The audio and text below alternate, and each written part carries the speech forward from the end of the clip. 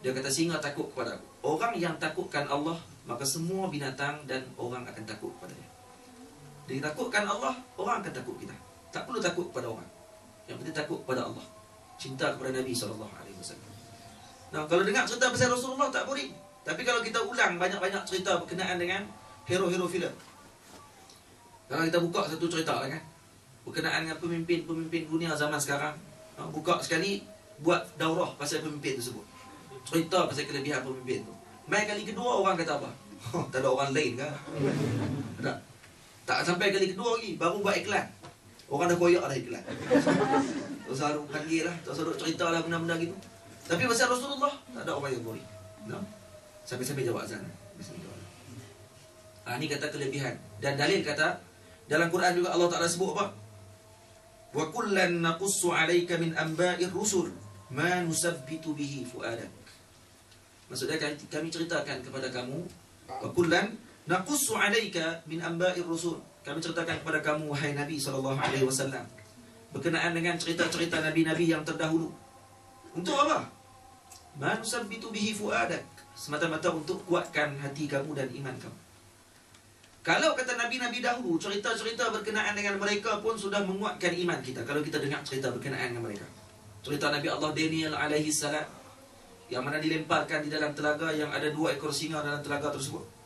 Yang akhirnya singa-singa tersebut akhirnya yang pada mula tidak makan 2-3 hari.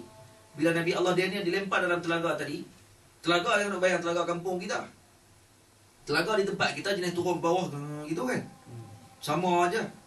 Kalau singa duduk dalam tu 2 ekor, jatuh atas singa lah maksudnya. Benar? Tapi telaga ni yang dimasukkan ni, kalau kita pergi ke Iskandaria, pernah pergi tak? Makam Nabi Allah Daniel AS. Pernah pergi? Tak pernah pergi tak? Kena buat jauh lah pergi. Di dalam masjid Nabi Allah Daniel AS, telaga tu, dalam telaga, kemudian di luar, di dalam, atas tu telaga, dalam jadi bilik besar. Bilik luar tu, maksudnya boleh jadi singa 2-3 ekor boleh duduk dalam tu. Jadi apa ni, tengok dengar cerita-cerita Nabi ni. Kenapa? Karena menentang kemungkaran yang berlaku pada zaman tersebut, maka dilempar dalam penjara. Dalam penjara ditak pula 2 ekor singa. Singa yang 2-3 hari tak makan. Tapi bila Nabi Allah Daniel masuk, singa tadi pula kawan Nabi Allah Daniel AS. Singa pula datang jaga Nabi Allah Daniel daripada orang buat jahat pada Nabi Allah Daniel. Akhirnya Nabi Allah Daniel keluar daripada telaga tersebut. Penjara tadi buat cincin, yang mana cincin dia ada 2 gambaran singa yang memegang batu cincin tersebut. Ada 2 gambar singa yang pegang. Sekadar untuk mengingati sahabat dia 2 ekor singa yang berada dalam telaga tersebut. Itu cerita Nabi Allah Daniel. Cerita bukan Nabi Allah Yahya alaihissalam, macam mana dia dibunuh oleh 2 orang anak beranak yang kahwin. Cerita Nabi Allah Zulkifli yang digergaji kepala sampai belah 2. Cerita Nabi Allah Zakaria kan, yang dibelah. Nabi Allah apa ni? Nabi Allah Zakaria. Ya. Ke Zulkifli. Zakaria kan? Zakaria. Nabi Allah Zulkifli, nabi-nabi yang lain diceritakan untuk kuatkan iman. Apatah lagi kalau diceritakan berkenaan dengan Sayyidul Anbiya wal Mursalin, yakni Nabi SAW. Lebih-lebih lagi lah akan kuatkan iman kita. Ini dalil ini menunjukkan bahawa boleh kita laksanakan majlis begini. Dan orang yang melaksanakan majlis begini sebenarnya mendapat rahmat dari Allah Ta'ala. Pahalanya akan berganda-ganda bila makin orang tambah cinta kepada Nabi SAW. Atau kalau majlis begini sebenarnya jangan pandang rendah. Orang yang i'dad, yang menyusun untuk melaksanakan majlis sebegini, sebenarnya telah mendapatkan pahala tanpa dia sedar. Sebenarnya. Kenapa? Karena bila habis majlis, kalau orang tu bertambah cinta kepada Nabi SAW, maka waktu tu pahala-pahala tersebut akan masuk juga kepada orang yang menyusun majlis tersebut. Waktu kena berebut-rebut untuk menyusun majlis berkenaan dengan Rasulullah SAW. Nah, hadirin yang dirahmati Allah Ta'ala sekalian. Itu antara perkara-perkara yang berlaku. Dan kalau kata Nabi tidak diutuskan kepada kita, kita tak tentu sekarang kita akan berada di sini. Tak tentu sekarang nama kita apa. Mungkin nama saya apa ni, Raja Gopal kan? Memanglah taklah gelap mana. Mungkin kawan kita akan nama apa? Nama Acong. Dan nama-nama yang berbagai. Tapi bila mana Nabi SAW datang, maka ini adalah satu nikmat yang sangat besar yang telah mengeluarkan orang daripada kegelapan kepada cahaya. Yang telah membawa orang daripada jalan yang bengkang-bengkok pada jalan yang lurus. Yang memperkenalkan kita pada jalan yang sebenar untuk bertemu dengan Allah Ta'ala. Dan dalil kata agama Islam ni agama yang benar. Kalau kita tengok balik dalam sejarah umat Islam, kalau kata agama ni sebenarnya diciptakan oleh manusia biasa, direka-reka oleh orang, sudah tentu orang yang duduk di negara lain tidak boleh terima. Tidak. Kita duduk di Singapura, kita duduk di Malaysia, dengan suasana hidup yang berbeza, tiba-tiba Nabi yang datang daripada bangsa Arab, yang duduk di tengah-tengah Arab di Hijaz, tengah padang pasir kering kontang, tengah bukit-bukit yang berbatu, tiba-tiba boleh sampaikan ajaran dan kita terima, dan ajaran tersebut sangat kuat dalam hati kita. Dalil kata ni bukan ajaran daripada seorang yang mereka cipta agama tersebut. Nah, kalau saya buat lah, kalau kita lah buat agama kita sendiri, kita buat, ada orang Singapura nak ikut tak? Tak tentu. Orang Singapura, tu orang Malaysia, kita kena buat agama kita. Singapura pakat buat pula baru. Orang Indonesia tak terima sebab lahjah berbeza. Indonesia buat cara dia pula. Thailand, lagilah buat cara Thailand. No, Myanmar, lari pula Myanmar. Jepun, kena kimono tak boleh pakai jubah, kena kimono pakai. Semua pakai. Tapi bila Nabi SAW datang, Islam yang sama yang dibawa oleh Nabi sampai di Jepun. Walaupun tidak berubah pakaian, sampaikan ajaran, akhirnya mencintai Nabi SAW sebab mereka melihat Nabi SAW. Kalau kata lah ni, kalau di negara Arab, naik seorang dia mengaku jadi Nabi, ada orang boleh ikut tak? Tentu kita boleh ikut. Orang Arab Mesir, Allah. Aku pernah tengok dia tu, mengaku Nabi tu keli tepi jalan. Okey apa? Okey, kena tipu dengan teksi. Tentu. Maksudnya kita akan jadi syak wasangka. Tapi Nabi SAW sangat luar biasa. Dalil kata Nabi bukan mereka cipta agama ni. Agama ni agama yang datang daripada Allah Subhanahu Wa Taala. Siapa yang buka hati kita untuk terima? Allah Taala. Sebab tu kita kena patut bersyukur. Perkara pertama yang kita dengar lepas keluar daripada perut mak kita apa dia? Lagu Britney Spears. Kapak kita buka Britney Spears tu, dengar ni. Inilah idola-idola kamu. Kapak kita akan azan. Dalam azan ada apa? Yang pertama Allah, yang kedua Rasul. Asyhadu an la ilaha illallah, asyhadu anna Muhammadar Rasulullah. Ada Rasul dulu yang disebut. Maksudnya dah masuk dah kalimah Rasul dalam hati kita. Azan qamat telinga kiri pula. Perkataan yang sama juga dikeluarkan. Perkataan Allah Rasul. Nabi SAW dimasukkan dalam telinga kita pada ketika tersebut. Jadi maksudnya semua yang kita ni lahir, itu perkara pertama kita dengar. Tapi bila kita dah makin besar, sebab tu perlu tajaddud, perlu ada majlis begini. Sebab tu orang kalau tengok budak-budak baru lahir, tangan dia macam mana? Tangan dia macam ni dia genggam tangan. Ada budak-budak beranak-beranak terus tangan gitu. Jarang kita tengok budak gitu. Budak ni kalau keluar-keluar ni memang ada harapan lah. Buat teruk ni budak ni. Budak walidnya keluar daripada perut mak mesti tangan dia gini. Kenapa tangan dia gini? Bukan nak tumbuk pak dia. Karena dia telah menggenggam dengan kuat erat wathiqah ataupun perjanjian dia dengan Allah Ta'ala ketika di alam roh. Kamu dah pegang dah perjanjian dengan Allah Ta'ala kan, sekarang kamu akan keluar sebagai seorang mukmin yang sejati. Maka dia pegang kuat dengan perkara tersebut. Tapi bila makin besar, makin mata dia tak nampak. Masa mula-mula tak nampak, 7-8 hari tak nampak mata dia. Dia hanya akan mendengar suara-suara. Tapi mata masih tak nampak. Tapi bila dah jelek biji mata, bila dah makin meningkat umur, daripada berbaring, teriak-teriak boleh bercakap mama dan papa. Bila mana boleh berjalan sikit, boleh merangkak, boleh berjalan dan berlari, kemudian makin besar, makin besar. Makin lama, makin akan lupa dah apa yang disebutkan pada telinga dia pada ketika itu. Dan makin besar, tangan dia makin lama makin akan terurai. Faham tak? Seolah dia dah lupa dah wasiqah dia dengan Allah Ta'ala. Ini disebut oleh para ulama. Simbolik. Kanak-kanak menggenggam tangan kerana terlalu kuat pegangan. Tapi bila dah lama dalam dunia, maka ketika sebut dia akan makin terbuka jari dia kata, tak ada apalah.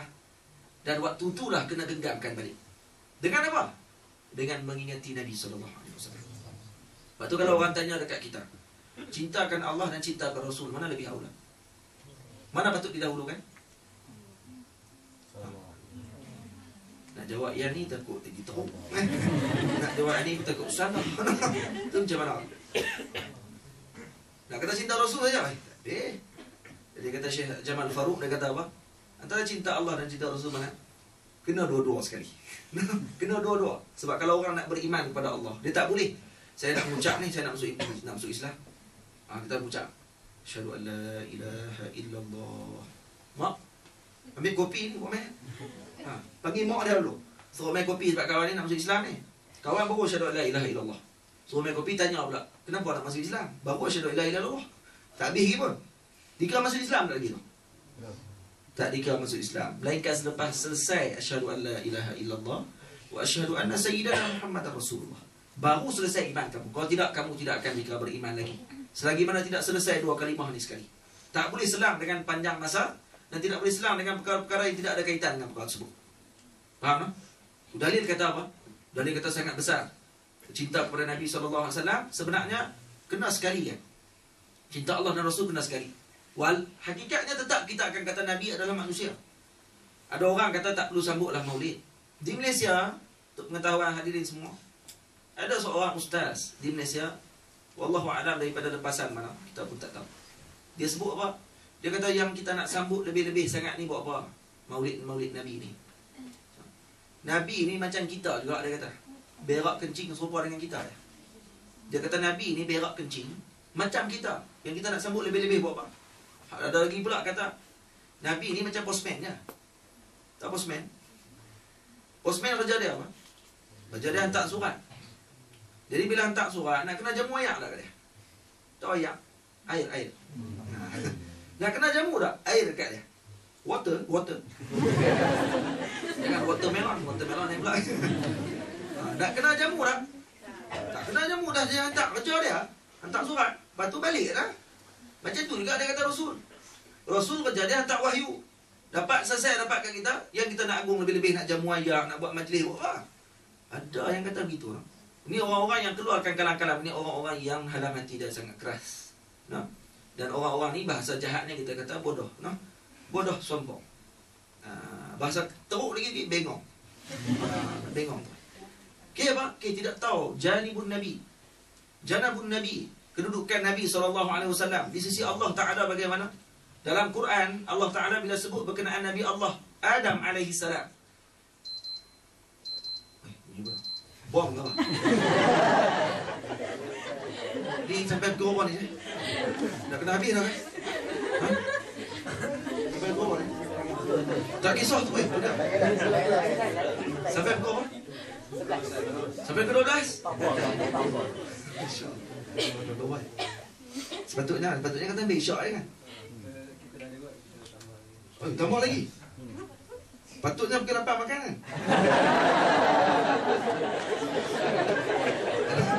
Ni macam mana ni? Dah saya tak kena dapat persetujuan ni. Tapi tak ada lama. Tak saya pun ada kerja ni. 10 minit. Minta maaf sekejap, saya nak minta izin sebab saya nak telefon Syekh saya. Sebab saya ada kerja dengan Syekh. Boleh lah minta izinnya? Boleh, padahal saya putih lah pula kan.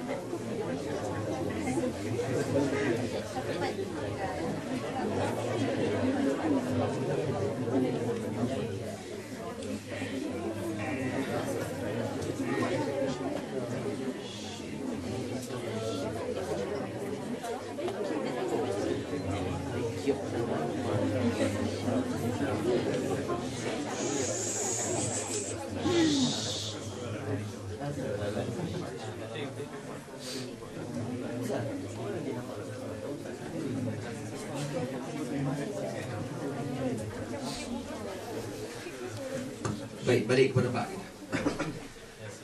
Saya contoh kat mana benda ni? Bom. Ada bom. Ingatkan bom tu. Baik. Saya dah ingat lah. Kalau orang yang kata Nabi SAW ni sebagai postman, orang yang kata Rasulullah ni sama dia macam kita, berak kencing sama kita, kita kata betul kan? Hanya boleh betul ke berak Nabi sama dengan kita? Kencing Nabi sama dengan kita kan? Kencing Nabi SAW, nah, diceritakan dalam hadis yang sahih bahawa ketika satu hari datang seorang sahabiah, perempuan, sahabat Nabi yang di kalangan perempuan yang bernama Ummu Aiman, Satu riwayat lagi Ummu Barakah. Nah,